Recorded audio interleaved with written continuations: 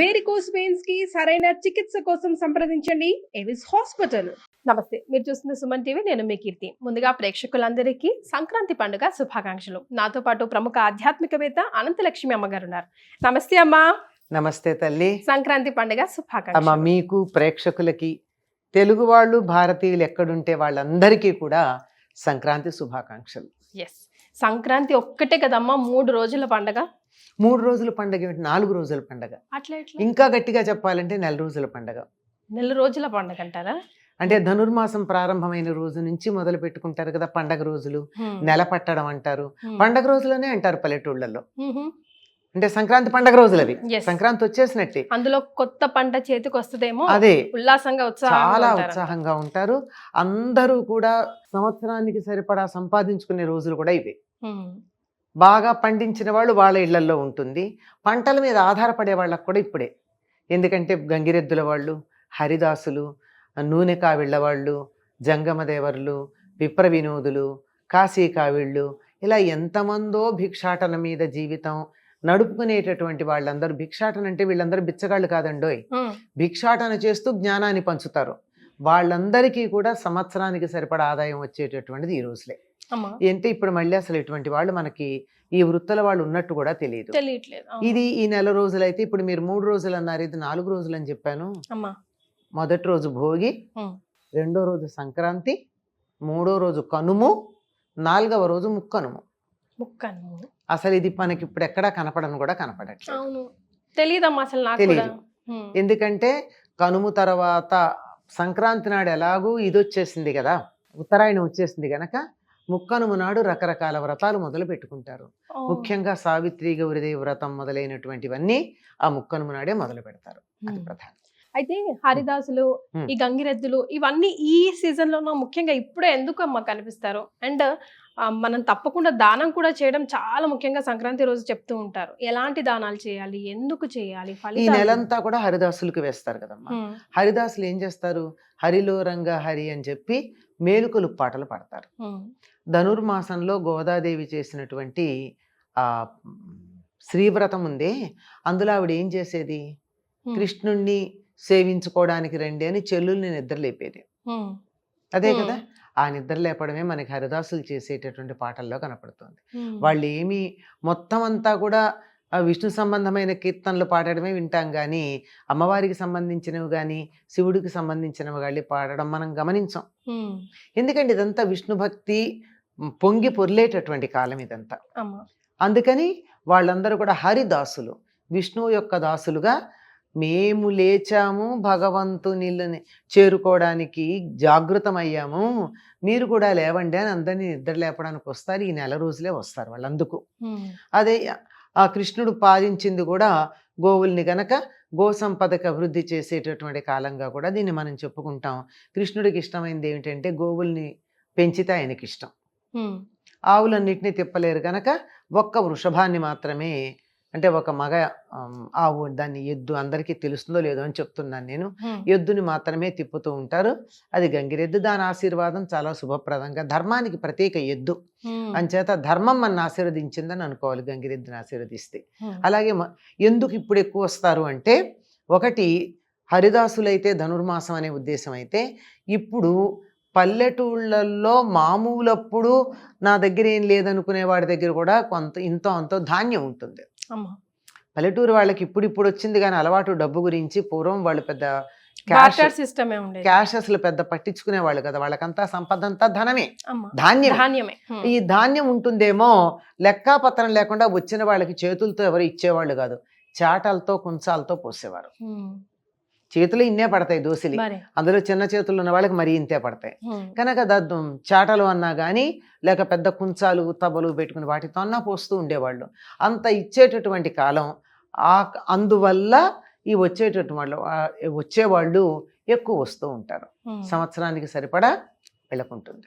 So ఉదయాన్నే సంక్రాంతి రోజు మనం ఏం చేయాలి, దేని ఎట్లా ఎండ్ చేయాలమ్మా? భోగి నాడు తప్పనిసరిగా అభ్యంగన స్నానాలు చేస్తారు. ఈ రోజున పిల్లలు వాళ్ళు ఎవరు అభ్యంగన స్నానం చేయాల్సినటువంటి పని లేదు, అయిపోయింది కదా తలంటు పోసుకోవడం. ఈ రోజు సాంప్రదాయక కుటుంబాల్లో వాళ్ళు తలస్నానం చేసి పితృతర్పణాలు ఇస్తారు పితృదేవతలకి. వాళ్ళని ఒకసారి గుర్తు చేసుకుంటారు. ఎందుకు అంటే దక్షిణాయనం పూర్తయిపోయి ఉత్తరాయణం వస్తోంది.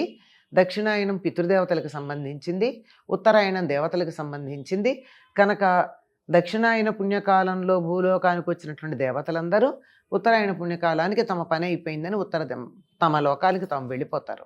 ఆ వెళ్ళిపోతున్నారు కనుక వాళ్ళకందరికీ తర్పణాలు ఇవ్వడం అన్నది పద్ధతిగా ఉంటుంది. అందుకే చాలా మంది ఆ రోజు దానాలు కూడా చేస్తారు. ఎందుకంటే పితృదేవతలకి తృప్తి కోసం అని చెప్పి కూష్మాండ దానం సాధారణంగా చేస్తారు. కూష్మాండం అంటే గుమ్మడి పండు. గుమ్మడి పండు అంటే బూడిద గుమ్మడి కాదమ్మా, మామూలు మంచి పండు, మంచి గుమ్మడి. ఎందుకంటే భూమి ఆ ఆకారంలో ఉంటుంది. మనకి పైకి కనపడేది గుండ్రగా కలిసినట్టున్నా దాన్ని మళ్ళీ భాగాలుగా చేస్తే 27 భాగాలుగా వస్తుంది. అవే మనకి నక్షత్రాలుగా చెప్తూ ఉంటారు, పర్వాలు అంటూ ఉంటారు. గీతలు ఉంటాయి, మన గీతలు మనం గీసుకుంటే ఉంటాయి, లేకపోతే లేదు, కానీ మామూలుగా అయితే అట్లా ఉంటుంది అని. అటువంటి దాన్ని ఒక గుమ్మడి పండు దానం ఇచ్చినట్టయితే భూమండలం దానం ఇచ్చినంత ఫలితం ఉంటుంది అంటారు. మరి ఇప్పుడే ఎందుకు ఇంత ప్రధానం అంటే భోగి నాడు భూలోకానికి వస్తాడు బలిచక్రవర్తి. భోగి అంటే భోగము అంటే పడగ, భోగి అంటే పడగ కలిగింది. పడగ కలిగింది ఏమిటి? పాము. ఆయన భూలోకం పాతాళ లోకం నుంచి నాగలోకం అక్కడ కదా ఉండేది, అక్కడి నుంచి వస్తాడు ఆయన ఆ రోజు బలిచక్రవర్తి. 3 రోజులు ఉంటాడు. అందుకని తప్పనిసరిగా వీలైనంత దానాలు చేయాలి. ఆయన చేసిన దానం ఏమిటి? విష్ణుమూర్తికి మొత్తం భూమండలం అంతా ఇచ్చేశాడు. అందుకని అంతటి దానం ప్రధానంగా ఉంటుంది. ఇంకా కొంతమంది ఇళ్లల్లో అయితే బాగా ఒకప్పటి సంప్రదాయం కొనసాగాలి అనే తాపత్రయం ఉన్నటువంటి వాళ్ళ ఇళ్లల్లో అయితే ఈనాడు తప్పనిసరిగా పితృకార్యం కూడా చేసేవాళ్ళు ఉన్నారు. అంటే పూర్తిగా తద్దినం పెట్టినంత పూర్తిగా కాకపోయినా కొంతవరకు పితృదేవతలకి తర్పణాలు ఇవ్వడం, నువ్వులు వదిలిపెట్టడం, బ్రాహ్మణులకు భోజనం పెట్టడం, బట్టలు పెట్టడం, ఇలాంటివన్నీ చేస్తారు. అంటే పితృదేవతల ప్రీత్యర్థం. మళ్ళీ 6 నెలల దాకా పాపం వాళ్ళు ఇటు రావడం ఉండదు, వాళ్ళకి సంబంధించిన సమయం కాదు గనక పితృదేవతల అనుగ్రహం లేకపోయినట్టయితే సంతానం కలగడం కానీ, కలిగిన సంతానం ఆనందంగా ఉండడం కానీ, మనకి సుఖ సంతోషాలు సౌభాగ్యాలు ఉండడం కానీ కుదరదు. చాలామంది దేవుళ్ళని పూజిస్తే చాలు అనుకుంటారు. దేవుళ్ళని పూజించాలి, సందేహం ఏమీ లేదు, కానీ చాలు అన్నది తప్పు. పితృదేవతల్ని కూడా ఆరాధించాలి. దానికి సంబంధించిన దాంట్లో ప్రధానమైంది సంక్రమణం. అన్ని సంక్రమణాలకి చేస్తారమ్మా చాలా వాళ్ళు, ఇది మాత్రం తప్పనిసరిగా చేయడం ఉంటుంది. కొన్ని ఆచారాల్లో కొన్ని చోట్ల ముఖ్యంగా ఈ తెలంగాణ జిల్లాలో చూసుకుంటే అమ్మ మంచి రోజులు కావు, కీడు దినాలు, పీడ దినాలు అని చెప్తూ ఉంటారు. యమకూరలు తెరుచుకొని ఉంటాయి. చాలా మంది చనిపోతారు. చనిపోయిన వాళ్ళు కూడా ఈ సంక్రాంతి 3 రోజుల్లో చనిపోతే డైరెక్ట్గా స్వర్గానికే వెళ్తూ ఉంటారు అంటారు. నిజమేనా? అమ్మ, యముడి కోరలుగా చెప్పబడేటటువంటి వాటిల్లో వసంత ఋతువును శరదృతువే. ఇవి పీడ దినాలను కూడా అంటారు. ఎందుకంటారంటే దక్షిణాయనం అనే ఉద్దేశంతో అంటారు. చలి ఉంటుంది, బాగా ఇబ్బందికరంగా ఉండేటటువంటి కాలం అన్న ఉద్దేశంతోనే. అందుకే అది పోవడం కోసమే మనం ముందు రోజు అంటే భోగినాడు నువ్వులు పెట్టుకుని నువ్వుల నూనె రాసుకుని నువ్వులు వేసిన నీళ్లతో స్నానం చేయడం అన్నది ఆ శని పరిహారార్థం అని. ఆ పీడ రోజులు పోయాయనడానికి సంకేతంగానే ఈ రోజు పండగ చేసుకుంటాం. అయితే అమ్మ, మనం పిల్లలందరూ కూడా గాలిపటాలు ఎగరవేయడం చూస్తారు కదా, దాని వెనకాల ఏమైనా సైన్స్ ఉందా? అది మన ఎంజాయ్మెంట్ మాత్రమేనా? ఈ గాలిపటాలు ఎగరేయడం అన్నది మీకు ఈ తెలంగాణ ప్రాంతంలోనే ఉందమ్మా, ముఖ్యంగా భాగ్యనగరంలో.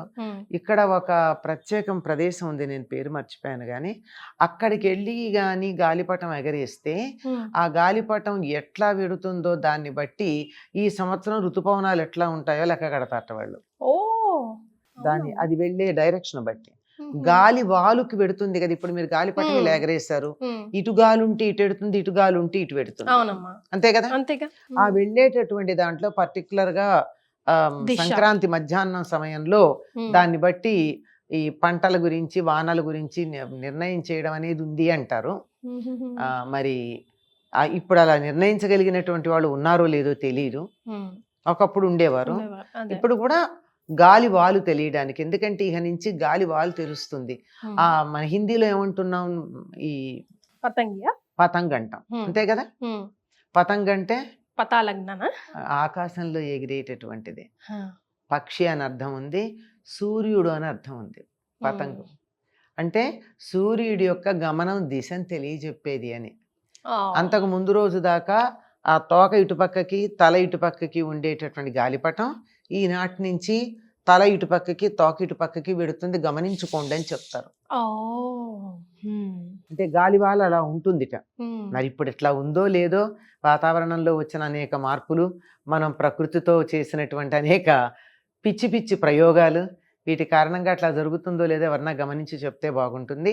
చెప్పడం మాత్రం విషయం అది. ఎస్, ఇక్కడ మీరు పిల్లలందరినీ పెద్దల్ని కూడా హెచ్చరించాలమ్మా.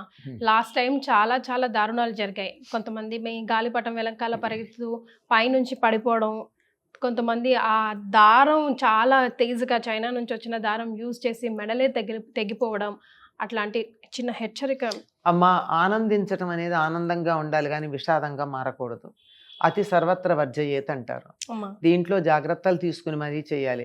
ఏ విధంగా అయితే దీపావళికి మనం జాగ్రత్తలు తీసుకుంటే చాలా చెప్పగా ఈ మధ్య దీపావళి సమయంలో దారుణాలు తగ్గాయి కదా, చాలా తగ్గాయి. చెప్పగా అందుకే చెప్తున్నాము, పతంగులు ఎగరేసుకోండి, ఆనందంగా ఉండండి. కానీ పతంగు కట్టేటటువంటి తాడుని మాంజా అంటారు.